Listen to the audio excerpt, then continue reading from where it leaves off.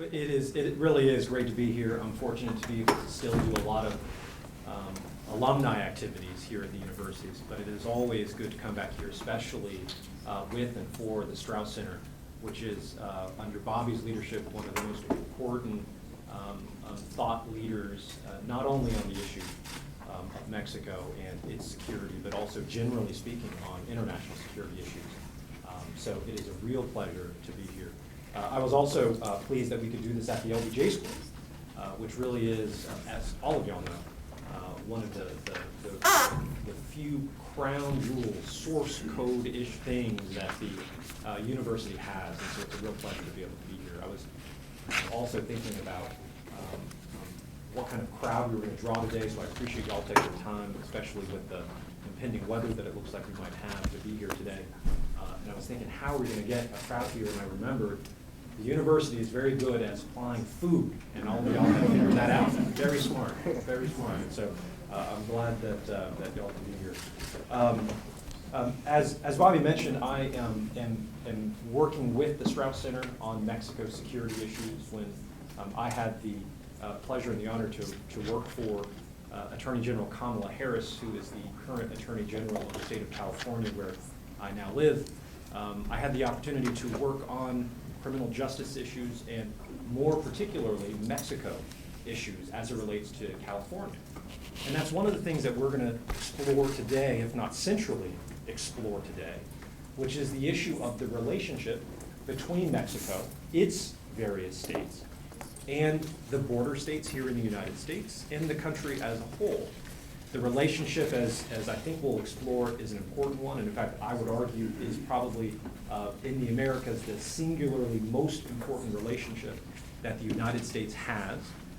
And for that reason, an exploration of how states, our American states, interact with Mexico, I think, is, again, for that reason, very important.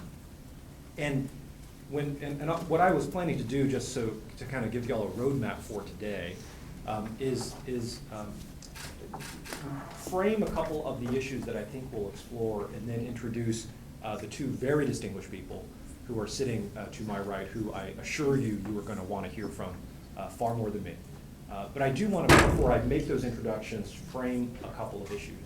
And I think that the first thing I'll do to frame what we'll talk about today is to talk about Mexico and the United States by the numbers, and I think that sometimes that's a very good place to start. And the one thing that we know is that from a pure matter and position of economics, Mexico is, as I had mentioned before, one of the most important countries to our country. It's our third largest trading partner with over $500 billion in imports and exports to the United States. It is the largest immigrant population here in the United States, which, especially if you're in one of the border states like we are now, in which my good friend Attorney General Brnovich is as well, it makes it even more of an important issue. And as it relates to border states, the issue of economics becomes an even more important issue by virtue of the amount of trade that occurs between those states and Mexico, both for Arizona certainly, but also our state here in Texas and my new home state in California. The value of the relationship between Mexico and the United States is so important that it even takes on, in that sense, more importance when we then think about some of the problems and challenges and obstacles that Mexico is facing. Because these things don't happen, I would argue to you, in a vacuum. So the problems and the obstacles and the issues that occur in Mexico, and, by the way, vice versa, apply to us mutually and, in that sense, equally. So one of the things then that we're going to explore are some of these, as I mentioned, some of these challenges, some of these security issues, and explore how those issues that occur in Mexico are impacting and will impact the United States. And then also talk about what the future holds and what those reforms look like in Mexico and how that charts a path for the future for Mexico. So with that, I want to introduce our two panelists, and as I mentioned in the roadmap, I'd like to be able to turn it over to our two distinguished panelists to make some introductory remarks, followed by some questions that I'm going to pose to the two of them. And then what we're hoping is that y'all in the audience will have some questions too. And I prepared them in advance, and they said they were born ready. So whatever questions y'all have. I didn't say that. You right, said that's that. true. He didn't say that. They will be ready. I'm fairly confident of it. Let me start with the person to my right, the very distinguished Attorney General from the great state of Arizona, Mark Brnovich, who has a distinguished career that I'm about to tell you about, has been the Attorney General of one of our sister border states of Arizona since 2015. He started like I did and like a lot of folks as a prosecutor first. He was in the Maricopa County Attorney's Office prosecuting gang cases, prosecuting repeat offender cases. And he also worked in the Attorney General's Office of Arizona, where he worked on various issues, including gaming issues, and then later in his state service also became the director of the Arizona Department of Gaming. He was also, like me, I'm proud to say, a former assistant United States attorney, prosecuting public integrity crimes and offenses in Native American lands. And outside of government, as if that career wasn't enough, he was also the director of the Goldwater Institute's Center for Constitutional Government, and later the senior director for the Corrections Corporation of America. Attorney General Brnovich is a graduate of the Arizona State University and received his law degree from the University of San Diego, and as I mentioned, he is now the Attorney General of Arizona. To Attorney General Brnovich's right is Attorney General Roberto Carlos Flores Treviño, who comes to us from the Mexican state of Nuevo Leon, and we appreciate him making the trip, although I will say I mentioned to him that it probably took him much less time to come to Austin than it did me from San Francisco. But we do appreciate him crossing international lines to be with us here today. Attorney General Flores is the Attorney General of Nuevo Leon, also since 2015. He has been both an academic and a practitioner. As an academic, he's taught criminal investigations at the Autonomous University at Nuevo Leon and other cases at the Reggio Montana University. He's also been a criminal defense attorney as a practitioner and has provided representation in over 2,500 cases in his also very distinguished career. So with that, let me turn it over first to Attorney General Brnovich for his introductory. Before I start, I guess there's two things I want to say. Well, one is I should tell you that I pride myself. As Jeff mentioned, my background has mostly been as a prosecutor, and I'm very proud of that. And also one of the things I'm very proud of is when I got into politics, I was very frustrated with what I saw going on, and I thought we needed a more professional attorney general. It's one of the reasons why I ran. And I said to the folks that knew me that I would never be the guy that gives the same speech, because in politics, you're the same people saying everything over and over and over again. And so I didn't want to be that person. So just like the Grateful Dead or Pearl Jam, we got no set list today. So we're just kind of winging it. So, but I will say I am very, very happy to be here because one of the people I do like to quote is Lyndon Johnson. One of my favorite Lyndon Johnson quotes is, if you let a bully in your front yard, the next day he's on your porch, and the day after that he's shacking up with your wife. LBJ used a different term for shacking up, but I find that a very useful at times. The other thing is, I will tell you, Jeff, that in that introduction, I was reminded one time when I did decide to run for Attorney General, my mother had asked me, she's like, why do you keep switching jobs every 4 years? And I've been blessed to have a very fortunate career, but I'm reminded of, just before Justice Scalia passed away, I had an opportunity to introduce him to an event. I knew Justice Scalia, and I asked Justice Scalia, well, what do you want me to say? You were at the Court of Appeals, you were law faculty, you were in the Supreme Court, you've written books. And he's like, Mark, have you ever heard the President of the United States introduced? And I said, yeah. And he goes, what do they do? And I said, well, they say, here's the President of the United States. And he said, exactly. He goes, they don't say, he went to this high school, she went to this college. They say, here he is, the President of the United States. He goes, the more important your job in life, the shorter the introduction. And so So he said, just say Justice of the Supreme Court. And I thought to myself, wow, that was a really long introduction there. So I hope that's not a reflection of my job duties. But I will tell you, I really am glad to be here today. You know, our relationships, obviously Arizona is a border state, and we've been very involved in the Southwest Border Alliance and working with other border states, not only on criminal justice issues, but these issues all have economic impacts as well. I know, for example, in Arizona, Mexico is our #1 trade partner. 40% of all exports from Arizona, what we export, ends up in Mexico. And so the value of those goods was about $9.2 billion. And so this relationship that states like Arizona, states like Texas have with Mexico is something that's very, very important just from base economic reasons. And it's one of the reasons why we have seen, I think even on a federal level, an increase in funding when it comes to the border crossing stations. I know in 2014, I think there was approximately 250 that was spent to help improve that process of getting people, goods, and services between the border states. And we know, for example, that Nogales in Arizona is the #1 point now of crossing in the United States. I know that there's always been challenges historically, sometimes between the U.S. government and Mexico, as well as sometimes with the states.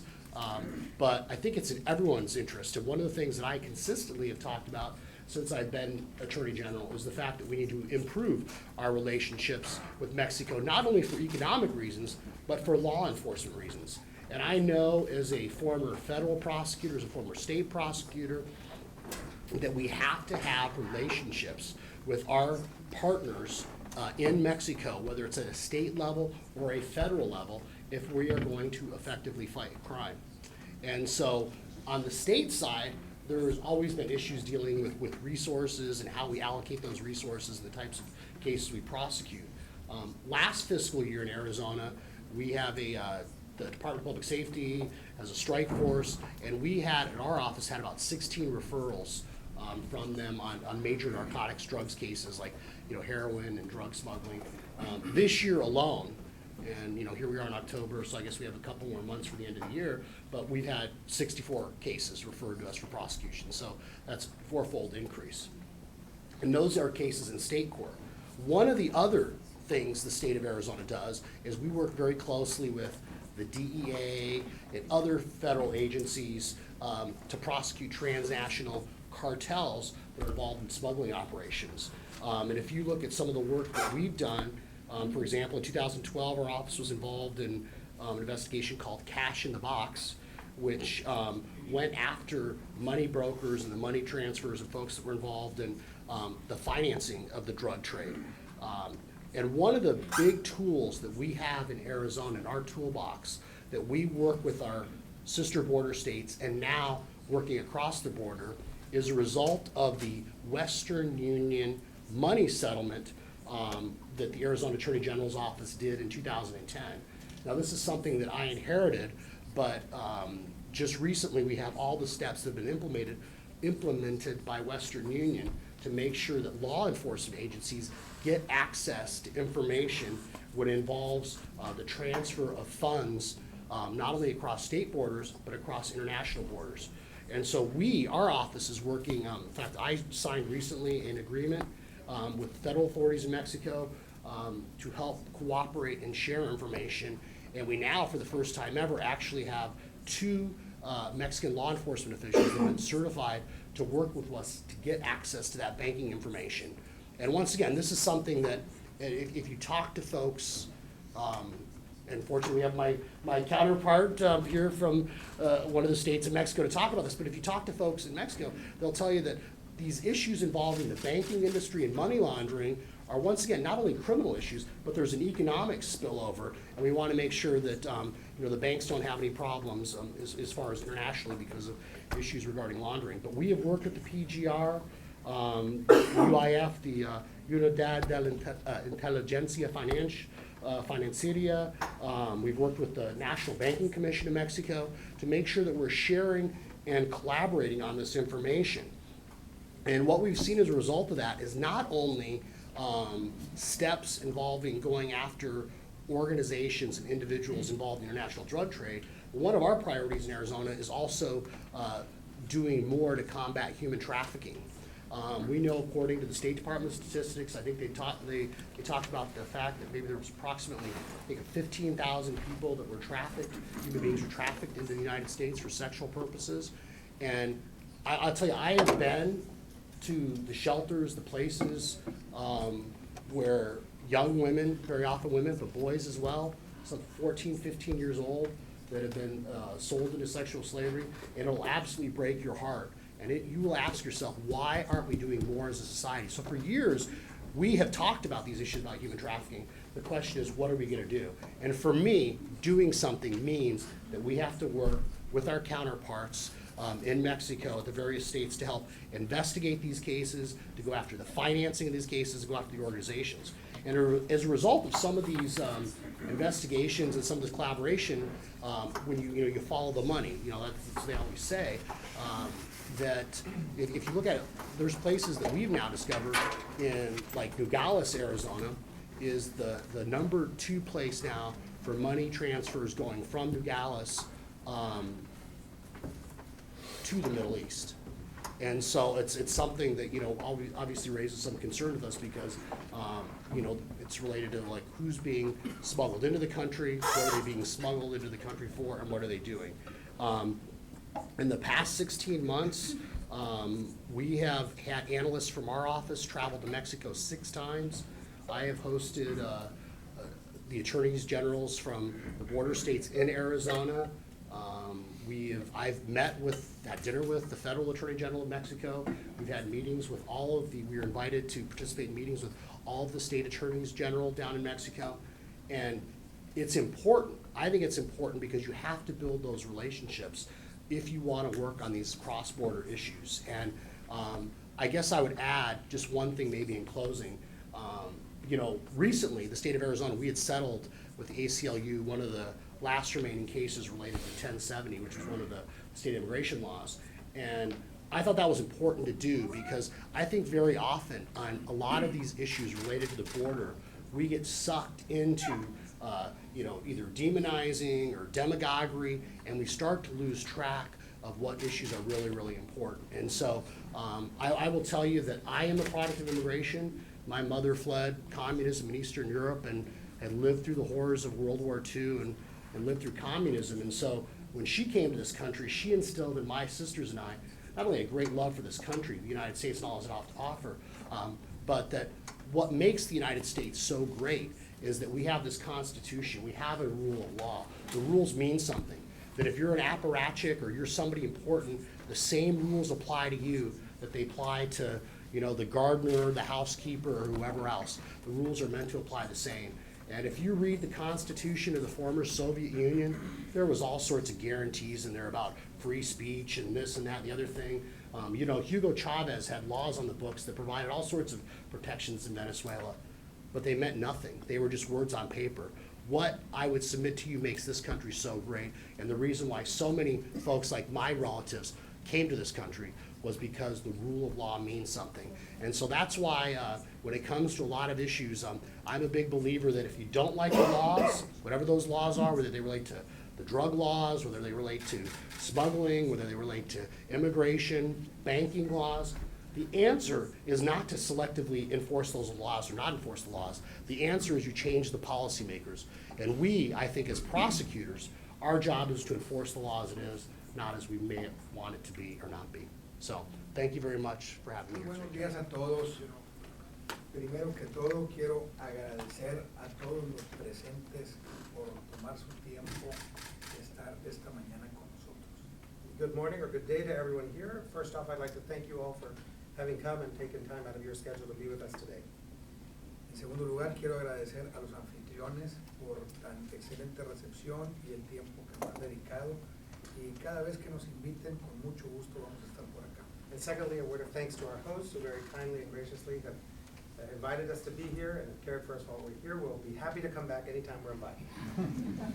Es para mí un gran honor compartir la mesa con el procurador de Arizona, quien es un luchador de los derechos, de los derechos sociales, y que me da muchísimo gusto estar con él esta mañana. It's a great privilege for me to share this event with my colleague, the Attorney General of Arizona, who is a great fighter in defending social rights. En los últimos 4 años hemos observado importantes resultados en materia de combate al crimen y en seguridad. In the last 4 years, we've noticed important advances and progress made in the area of fighting crime and security. Desde el 2006, la seguridad nacional ha ocupado un lugar fundamental en la agenda de política nacional. Since 2006, national security has taken a key role in the agenda of our country. Por primera vez en México se declaró de manera directa la guerra al narcotráfico. For the first time in Mexico, a war on drug trafficking was openly declared. Muertes violentas en las calles y un ejército dedicado a la protección de la sociedad civil. Deaths and violence have taken over streets, and there is an army that is specifically organized around protecting civil society. Para algunos observadores y periodistas, esta situación se salió de control. To some observers and journalists, the situation seems to be out of control. Esto en consecuencia de que se generaron más de 120,000 muertes. And this as a result of the fact that more than 120,000 deaths have occurred. Este programa cambió en el 2012, The situation changed in 2012, ya que hubo una modificación a la política pública implementada para enfrentar el gran reto de la seguridad. since there was a shift in public policies that were enacted to face the challenges of the security and safety of our citizens.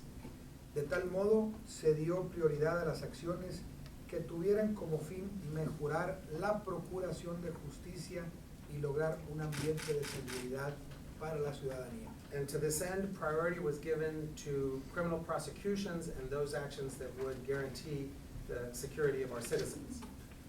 Uno de los principales cambios ha sido el que se ha permitido la interacción con las agencias extranjeras de seguridad. One of the principal changes that we've seen is that we have now seen authorized exchanges with our international counterparts, Lo cual provocó el fortalecimiento de las instituciones nacionales y norteamericanas. which has also resulted in a strengthening of both U.S. as well as our own Mexican security organizations. No obstante, esto se trata de un desafío institucional importante, Nonetheless, this presents a significant institutional challenge for us, ya que nos vimos en la necesidad de tener que desarrollar fuentes de inteligencia propias, since we were faced with the need to develop our own intelligence sources, lo que nos obligó a dar prioridad a políticas en este tipo. which required us also to develop policies in this area. En este sentido, el presidente de la República propuso una reforma constitucional In this sense, the President of the Republic of Mexico proposed constitutional reforms que autorizó al Congreso de la Unión para el efecto de permitir la creación de la ley reglamentaria which would authorize the Congress of the government of Mexico, the national government of Mexico, to enact regulatory law que regule la competencia de la Federación para asumir de manera temporal o parcial las funciones de seguridad a cargo de los municipios, granting the national government, the federation, temporary or partial jurisdiction over security issues that previously were within the jurisdiction of municipalities or cities, principalmente cuando se presuma que estos han sido infiltrados por el crimen organizado. and this chiefly in cases in which it is understood or thought that there's been an infiltration of organized crime in those security organizations. Estos esfuerzos han rendido frutos, pues en general se nota una tendencia a la baja en los homicidios vinculados con el crimen organizado. These efforts have borne fruit in that we have noticed a reduction in cases that are considered to be connected to organized crime. Esto se observa con mayor fuerza en el norte de la República, And we've observed this most prominently in the northern area of the country. Ejemplo de lo anterior es mi estado, Nuevo León, donde el número de homicidios vinculados a la delincuencia organizada se ha reducido considerablemente, como se observa en esta gráfica. An example of this is in my own home state of Nuevo León, in the northern part of the country, in which, as you can see from the slide, we've seen a significant reduction in homicides. La forma en la que el gobernador Rodríguez Calderón llega al gobierno de Nuevo León The way in which Governor Rodríguez Calderón wins the governorship of Nuevo León es una forma totalmente inusual para México. is a very unusual way for Mexico. Es un hombre que no tiene partido, This is a man, a politician who doesn't have a political party, que es votado por más de 1 millón de habitantes en Nuevo León, and he wins more than 1 million votes in Nuevo León. y los dos partidos oficiales no logran obtener el 80% de la votación total que él tuvo. And the two official parties together do not obtain 80% of the number of votes that he won with. Me honró con nombrarme procurador del estado, siendo el primer procurador en más de 100 años que no tengo una relación partidista. And he gave me the privilege of naming me his Attorney General, and I'm the first Attorney General in 100 years of our state's history that is not affiliated to a political party. Una de las políticas que el gobernador Rodríguez Calderón quiere implantar es que el procurador sea votado, al igual que en los Estados Unidos. One of the reforms that Governor Rodríguez Calderón is trying to enact is that our own state Attorney General also be voted into office, as is the case in the United States. Regresando un poco al tema que me ocupa esta mañana con ustedes, But going back to the issue that I'm here to talk to you about today, otro delito que ha sido vinculado al crimen organizado es el secuestro. another crime that has been closely linked to organized crime is that of kidnapping. Esto se convirtió en la segunda fuente de ingresos para los narcotraficantes. This became the second most important source of income for drug traffickers. Al igual que el homicidio, el secuestro ha sido en decrecencia total desde el 2006 a la fecha. And since 2006 to date, we've seen an absolute decrease in the rate of kidnappings, as is the case for homicides, Como lo demuestra esta gráfica. as you can see from the slide. Gran medida del éxito que tenemos en Nuevo León es la creación de la unidad especializada antisecuestros. And a great degree of the measure of this success is due to the creation of a special anti-kidnapping state security force. Es una fiscalía especializada con 100 elementos This is a special arm of the prosecutor's office with 100 personnel que se dedica 24 horas a la persecución de este delito. who work 24 hours a day only on these kinds of crimes. Todo esto ha sido posible gracias a diversos factores, entre los que destacan la política de prevención y los programas sociales. All of this is due and is thanks to a number of factors in which we would point out prevention efforts and social programs efforts as well. El fortalecimiento de las instituciones de seguridad en los distintos niveles de gobierno y el esfuerzo de los cuerpos policiales. And a strengthening of our security, our governmental security institutions, as well as a support, an additional support for police corps.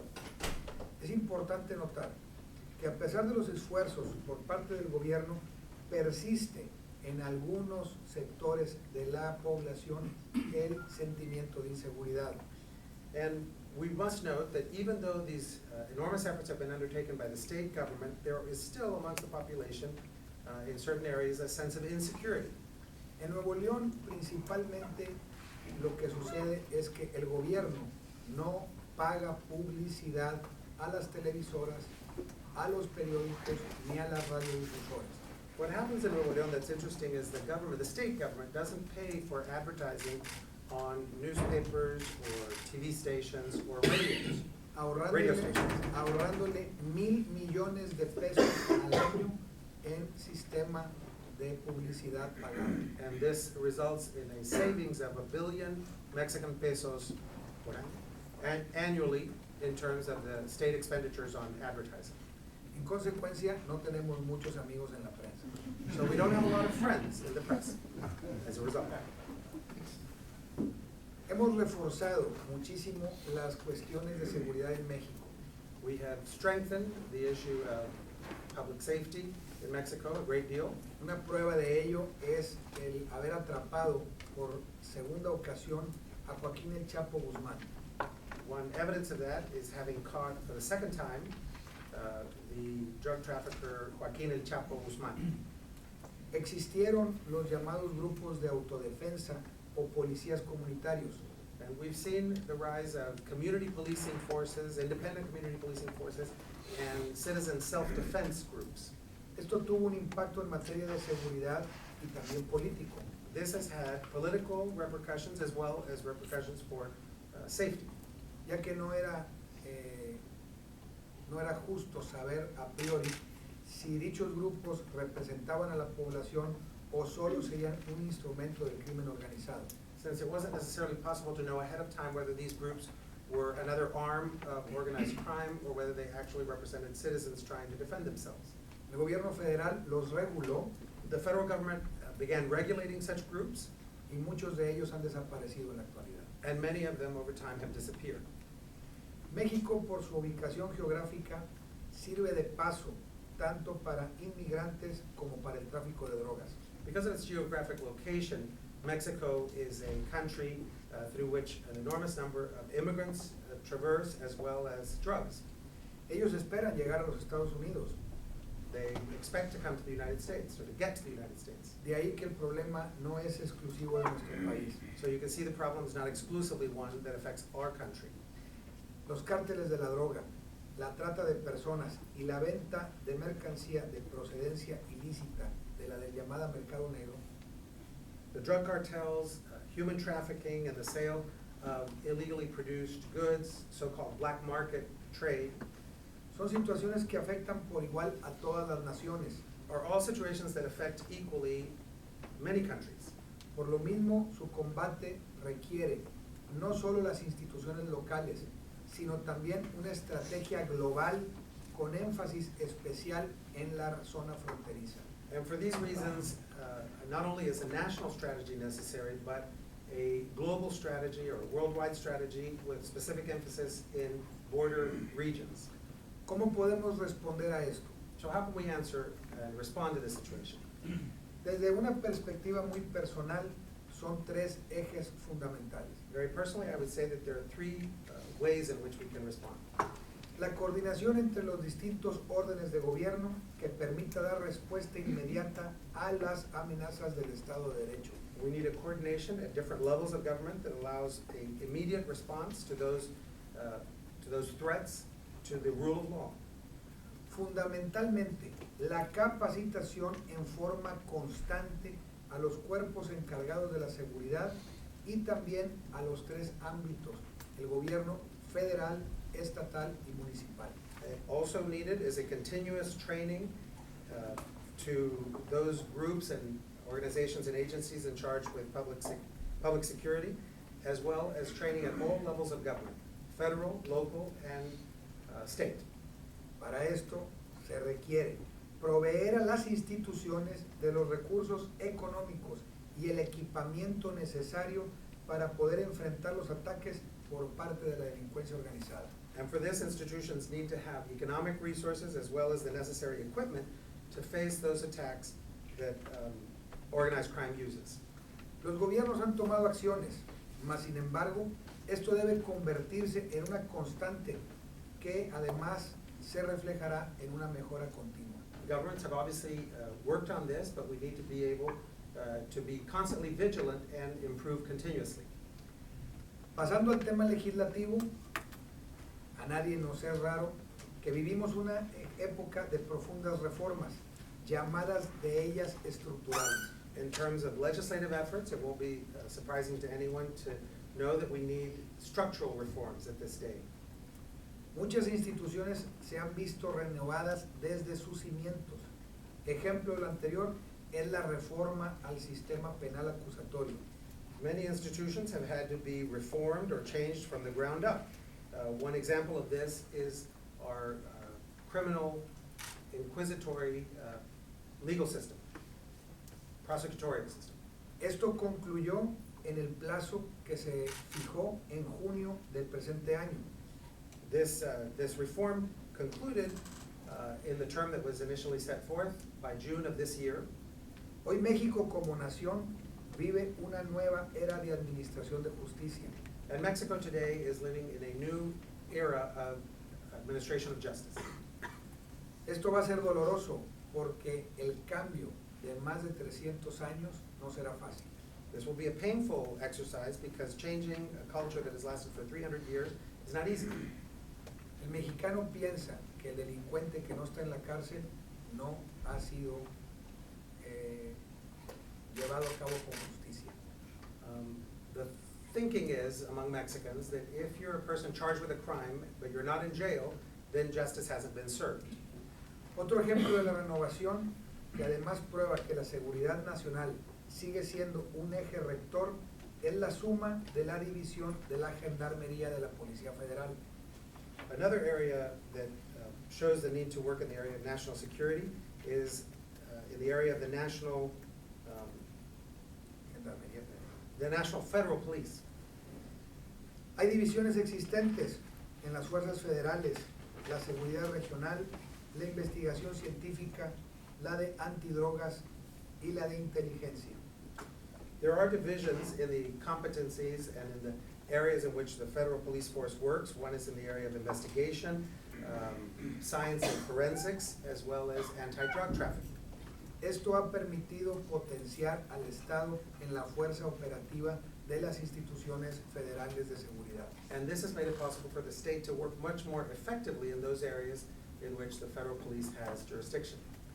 Son muchas las áreas que se deben cubrir, siendo un área prioritaria el crimen organizado. There are many areas in which we have to operate. One of them is that of organized crime. Esto se convirtió en algún momento en una amenaza a la estabilidad de las instituciones demócratas en el país, mas sin embargo, en estos momentos está a raya. And at one point, this began to threaten the very existence of democratic institutions in our country, but it is presently under control. Las acciones de gobierno deben hoy en día ser más rápidas y más eficientes. The government must be able to respond more effectively and rapidly. Existen en este momento áreas de oportunidad para el gobierno mexicano, entre las cuales destacan And the government of Mexico today faces significant opportunities, amongst which I'll mention the following. identificar los retos futuros que presentará el crimen organizado, We have to be able to identify what future challenges organized crime is going to present us with. el análisis de la realidad social en un contexto no solo nacional, sino internacional. And to analyze also and understand what the social reality is for our population, not only nationally, but also internationally. Y la coordinación de las instituciones de seguridad en un sistema global. And we must be able to coordinate the efforts of our security institutions, not only within our country, but globally. Hay que identificar los retos que vienen. We need to be able to face those, we need to be able to identify those challenges that we will face in the future. Podemos señalar como ejemplo la necesidad de fortalecer las instituciones y las redes de inteligencia. One example of this is the need to strengthen institutions and intelligence networks Tanto en las ciudades como en las zonas rurales, que México es muy amplia. in cities, but as well in rural areas of which Mexico has a large number. Tener un diagnóstico acertado sobre las capacidades de los grupos delictivos. We also have to be able to clearly diagnose what the capacities are of criminal organizations. Esto nos permitirá responder en forma eficiente y evitar que el crimen penetre en estas zonas del país. We need to be able to respond effectively to these threats and avoid or prevent organized crime from moving into certain areas of the country. En este sentido, los estados de la federación deberán atender no solo las necesidades particulares, To this end, the state institutions, the institutions of the states of Mexico, must be able to not only attend to and respond to their own needs, sino que será de vital importancia para el éxito que se analice la realidad en un contexto nacional e internacional. but each state must be able to, and it will be vitally important for each of us to be able to identify what our context means nationally. Las fronteras solo existen para la visa. as well as international. Borders really only exist for purposes of a visa. Los criminales no las tienen. Criminals don't need one, don't Ellos use se it. meten por abajo. They always go in. No se pierde de vista el hecho que el fortalecimiento institucional provoca que las células criminales se dispersen. We can't forget or leave aside the fact that strengthening our institutions also causes criminal organizations to become more dispersed. Se vuelven más pequeñas y migran a otros lugares de oportunidad. They organize themselves into smaller units and migrate to other areas where they see opportunities. De ahí la importancia que las unidades de análisis o llamadas de inteligencia estén a nivel nacional trabajando 24 horas. And for this reason, it's all the more necessary for our intelligence operations, our units that engage in analysis of this situation, be able to work 24 hours a day. No me es posible pensar en Nuevo León sin analizar la situación con los estados fronterizos vecinos. And I can't think about the situation in Nuevo León without also having to think of our bordering states. Asimismo, resulta evidente la relevancia de cuestionar y custodiar las fronteras, principalmente la frontera norte y los puertos.